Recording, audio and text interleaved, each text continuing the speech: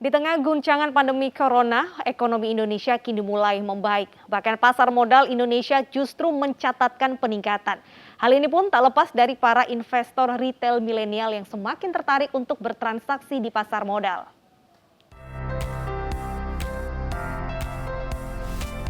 Laju pasar modal Indonesia masih terus menunjukkan sentimen positif.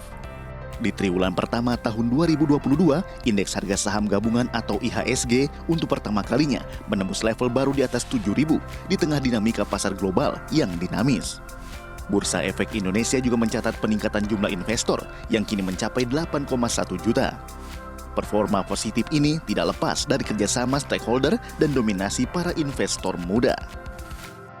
Hal ini menjadi bahasan dalam konferensi virtual terbesar MNC Group Investor Forum 2022. Cerminan bahwasanya keyakinan investasi dari pelaku pasar dan kami di Bursa Efek Indonesia meyakini bahwasanya pencapaian ini adalah hasil kerjasama dari seluruh stakeholder dalam membangun pasar modal yang kita banggakan.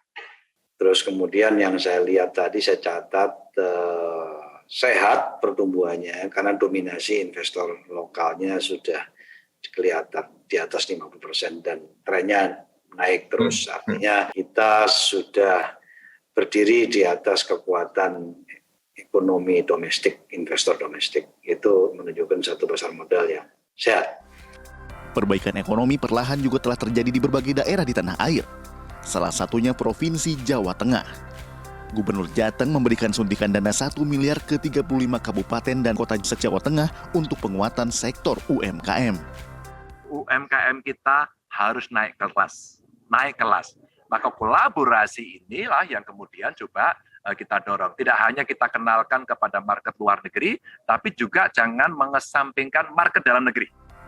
MNC Group Investor Forum 2022 merupakan forum diskusi tahunan yang fokus membahas percepatan ekonomi. Webinar MNC Group Investor Forum kali ini mencetak rekor webinar terbesar dalam sejarah yang dihadiri lebih dari 79.668 peserta secara daring. Tim Liputan iNews melaporkan.